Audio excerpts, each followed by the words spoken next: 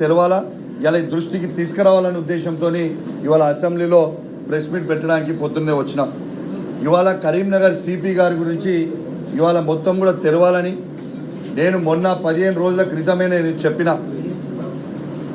Karimnagar CP గారి వ్యవహారాలు ఏ విధంగా పవర్ మిస్యూజ్ చేస్తున్నారు అనేది ఎవిడెన్స్తో సహా మా తెలంగాణ భవన్లో పెట్టి చూపించడం జరిగింది.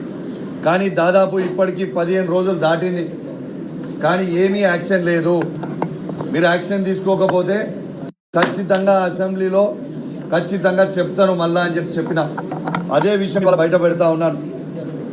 ఇవాళ కరీంనగర్ సిపి గారు కరీంనగర్లో జల్సాలు చేస్తూ ఉన్నారు.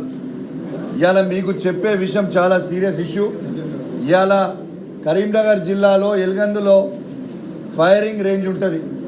ఆ ఫైరింగ్ రేంజ్లో ఇవాళ పోలీస్ ఆఫీసర్స్ మొత్తము ప్రాక్టీస్ చేసుకోవడానికి వాళ్ళ టార్గెట్స్ వాళ్ళవి ఉండడానికి ఆడ ఫైరింగ్ రేంజ్ ఉంటుంది కరీంనగర్లో.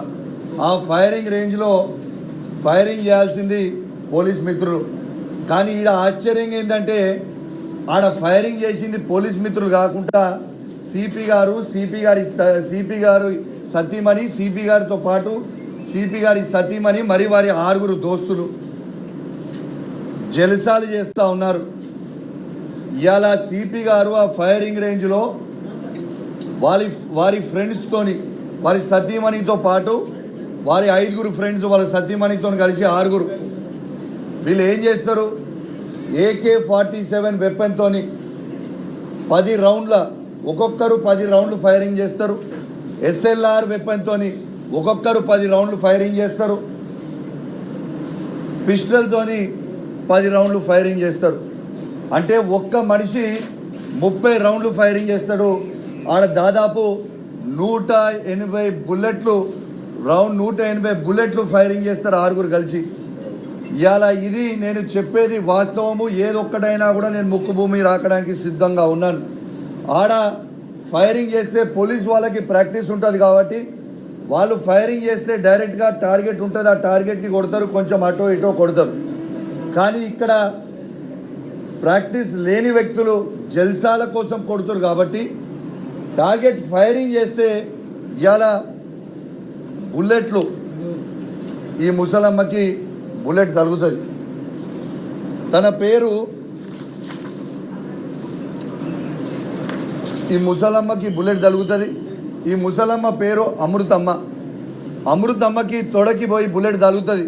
ఆ బుల్లెట్ తగిలిన తర్వాత ఆమె రాయి తగిలింది అనుకుంటుంది, కానీ తగిలింది బుల్లెట్ అనేది ఆమెకి కొంచెం సేపు తర్వాత తెలిసింది. దీంతో పాటు అన్నయ్య తీసుకోవాలి అంటే దీంతో పాటు ఇగోండి మీరు చూడొచ్చు ఇక్కడ ఈ తగిలిన బుల్లెట్.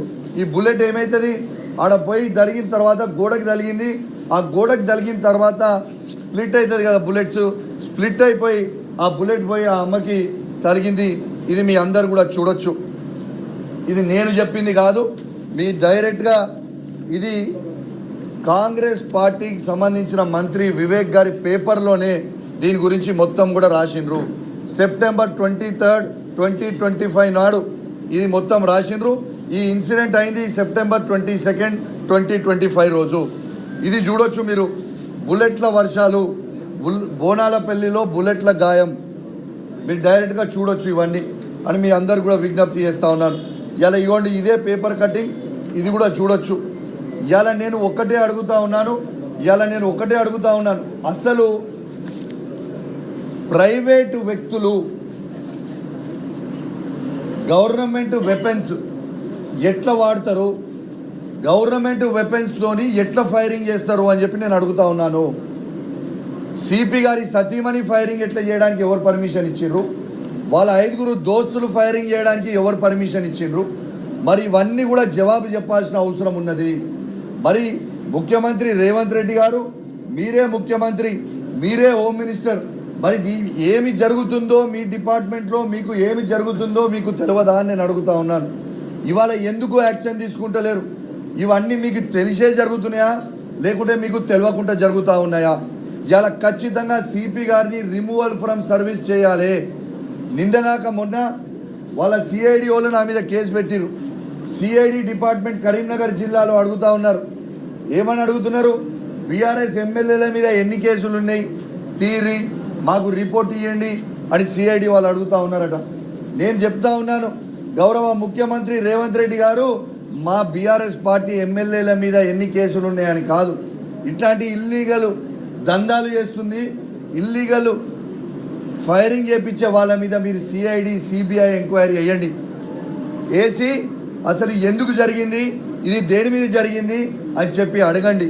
ఇలా నేను ఒక్కటే అడుగుతున్నా రేవంత్ రెడ్డి గారు, నేను క్లియర్గా ఎవిడెన్స్తో పాటు కార్ నంబర్లతో పాటు ఆ రోజు నేను చెప్పిన మీరు ఎందుకు యాక్షన్ తీసుకోలే ఇవాళ వరకు సిపి గారి మీద నేను అడుగుతా ఉన్నాను.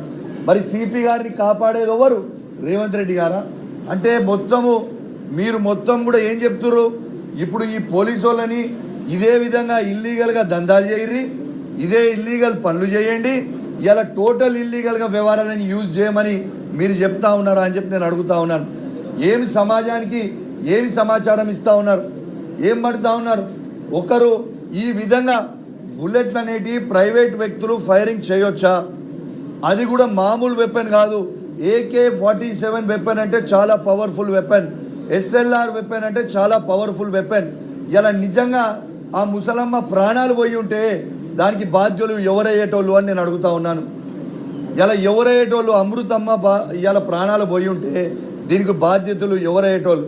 పాపం ఆ బోనాలపల్లి గ్రామంలో ఇప్పుడు మీడియా ద్వారానే వాళ్ళు కూడా చూస్తుండొచ్చు, వాళ్ళకు కూడా ప్రైవేట్ వ్యక్తులు ఫైరింగ్ చేసిరని తెలియదు. ఆ రోజు దాన్ని కప్పిపుచ్చడానికి ఆ రోజు ఏం చేసిర్రు, ఇది పోలీస్ వాళ్ళు ఫైరింగ్ చేసిండ్రు, పోలీస్ వాళ్ళు ఫైరింగ్ చేసిర్రు కాబట్టి అది మిస్ ఫైర్ అయి తగిలిందమ్మా అని. ఇవాళ దాకా బోలాన్పల్లి గ్రామంలో అది ప్రైవేట్ వ్యక్తులు ఫైరింగ్ చేసిరని కొంతమందికి తెలుసు. పోలీస్ వాళ్ళు మొత్తము ఇవాళ ఏం చేసిర్రు? పోలీస్ వాళ్ళు ఇవాళ కేవలం పోలీస్ ఫైరింగ్ చేసిందని ఆ బోనాలపల్లి గ్రామంలో ఇలా తప్పుడు సమాచారం ఇచ్చి వాళ్ళని భయపెట్టించి వాళ్ళని బెదిరించి ఇన్ని రోజులు కప్పిపుచ్చిండ్రు. మరి ఇది కరెక్టా అని నేను అడుగుతా ఉన్నాను. మరి ఈ విషయం అయిందనేది ఈ రాష్ట్రంలో ఉన్న ఇంటెలిజెన్స్ డిపార్ట్మెంట్కి కూడా తెలుసు, కరీంనగర్ ఉన్న ప్రతి పోలీస్ ఆఫీసర్కి తెలుసు. మరి దీన్ని ఎందుకు కప్పిపుచ్చిరని నేను అడుగుతా ఉన్నాను. రేవంత్ రెడ్డి గారు ఇలా మీరు సమాధానం చెప్పాలి అని నేను అడుగుతా ఉన్నాను. ఇలా ఫైరింగ్ అనేది ఎట్లా చేపిస్తాడు ప్రైవేట్ వ్యక్తులతోని? What right does he have to touch the weapon? Private weapons తోని అంటే జల్సాలు చేసుకోనికనా? ఇదేమైనా జల్సాలు చేసుకోనిక ఉన్నదా? Is it not a